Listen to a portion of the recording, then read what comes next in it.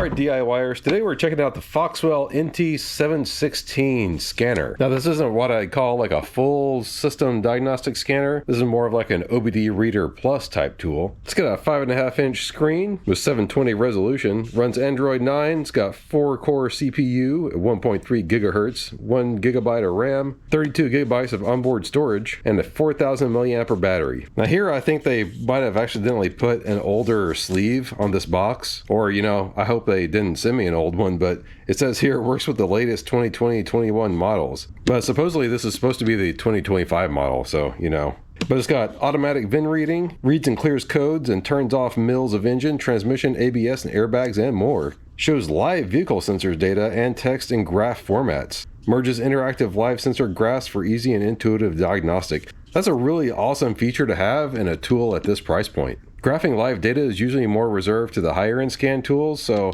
we're definitely going to test that out in a minute. Records and plays back your data logs to catch intermittent failures. One-touch update via Wi-Fi makes the scanner keep the latest system status of all time. Unique debug logging feature allows for quicker and more accurate fixes of your diagnostic troubles and bugs. Yeah, sure, we're going to try that out. Well, let's go ahead and get this thing open. Take the sleeve off here. It says Foxwell nice and big and bold on the box here. And nice blow molded cases. I don't know how you feel about those, but it's nice to have a case, right? And of course, here's your OBD cable, and it comes with a USB-C cable. Yep, USB-C. We have a warranty card and a user's guide. Might come in handy, I don't know. Now let's get her out of the condom here. Hit the power button up at the top, and she's powering up. It's got nice good little rubber bumpers on the sides. That's a nice good handhold right there. Warning, this scan tool has internal components that could potentially spark if exposed to flammable vapors. This unit should always be kept away from such vapors and at least 460 millimeters above the floor. That's pretty funny. And she only charges at 2 amps, so no fast charging here. And of course, there's your port for your OBD cable, and then you have a USB-A and the USB-C. Wonder what the USB-A is used for. Disclaimer: all generic scan tools sold by Shenzhen Foxwell Technology Co. Limited are not guaranteed to work on every or any vehicle. You accept that the tools and software programs and is provided with all faults, defects, and errors, and that all scan tool users are using the program as is, and at their own risk. Blah, blah, blah, blah, blah, blah. Okay, don't ask again, agree. Alrighty, so I guess we gotta create an account so it can steal our data. Alright, well, it took a couple of tries to get registered there because the email for it was going to spam, but I finally got it. So let's see if we can adjust the brightness on this guy or something. Looks a little dim.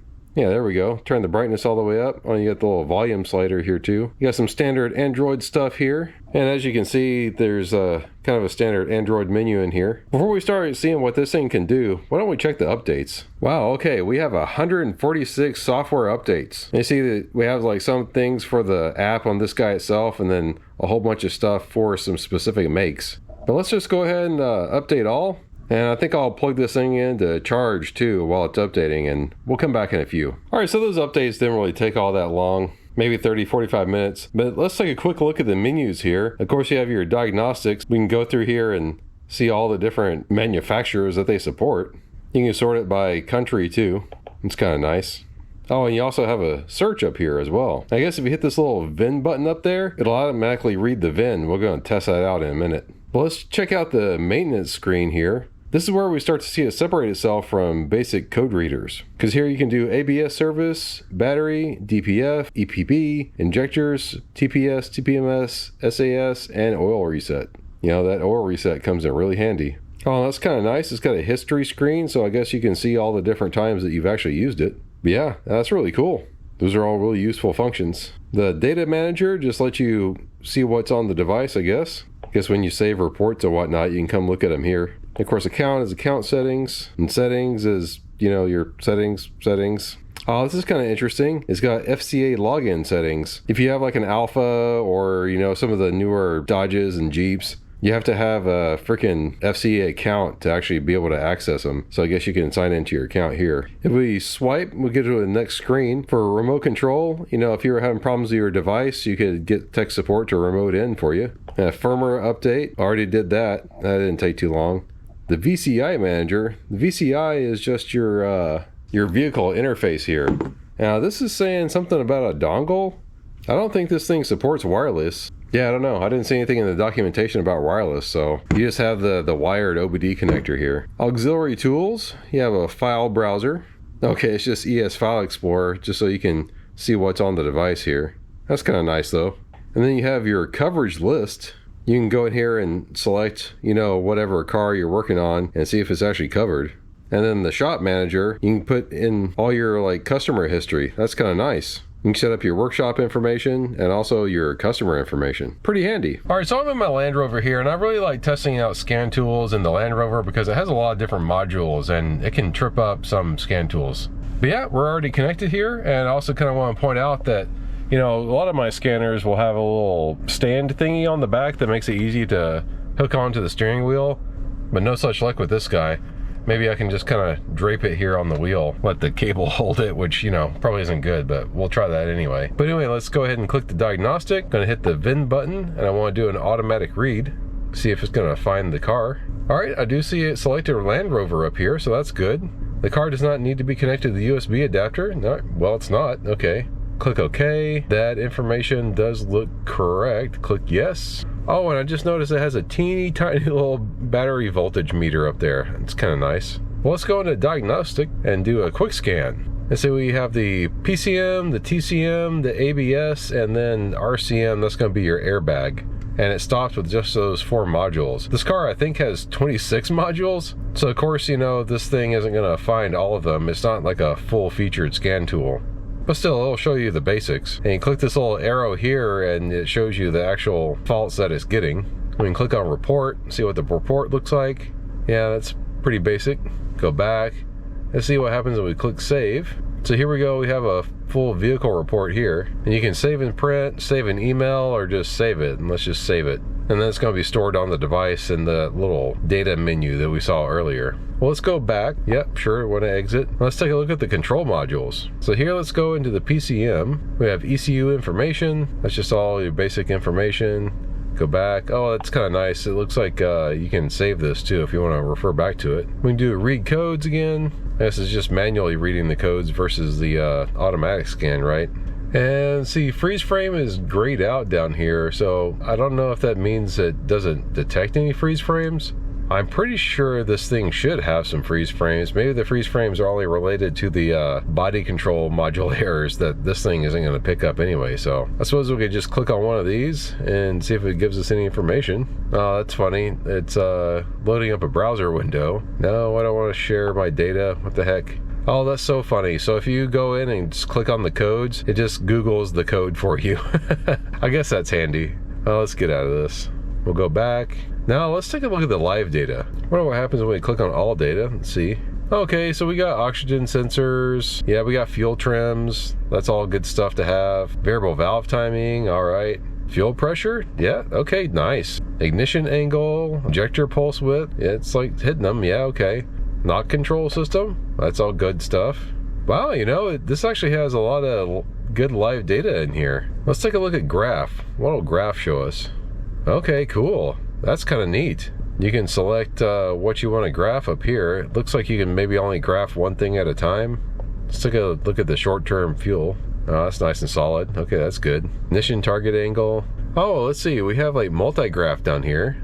Let's click on multi-graph. Oh, neat. So I guess that you can have 2 different graphs side by side. Yeah, this is kind of interesting. So we're looking at oxygen sensor bank 1 over here and then bank 2 over here. You can record it. Okay, that's cool. Looks like it's just doing like a screen grab or something. Uh-oh. Is it choking? What's it doing now? Looks like it flatlined. Okay, let's click OK. Save done. Did we lose our data? That's kind of interesting. Do pause. Do play. Ah, that's kind of interesting. It looks like it kind of locked up there or something. Let's see if we can reduplicate that issue. Yeah, when you start recording, it kind of locks up. That's not so good. Click stop. Cancel. We don't need to record that. Let's just go back to single graph. We'll hit pause and play. Okay, that keeps it going again. Let's see if it locks up on just single graph. Hit record again. Yeah. Oh, that's kind of makes recording useless, right? Huh. Well, here, we have this little complaint feature up here. Let's see. I don't see an option for live data, so maybe I'll just click any other. We'll type in the problem. Oh, does this thing have a microphone? Hello, are you working? Okay, it doesn't actually have a microphone, even though it has a microphone to type in stuff. Alright, so when graphing live data, recording causes data stream to lock up, have to stop recording, pause live data, and then play to resume the stream. Let's upload that, I guess. Upload success. Alright, I guess we filed our complaint. I guess that'll be a nice follow-up to see if they ever, respond to that. But yeah, just to see if it happened again, hit record, and then you had freaking flat lines. It goes low and then like high and then just kind of like locks up, don't it? Very strange. Stop. Cancel. But still, this graphing thing is pretty cool. This comes in real handy when you're trying to troubleshoot issues. I guess you can make a custom list. I wonder if we can select like 4 different things here.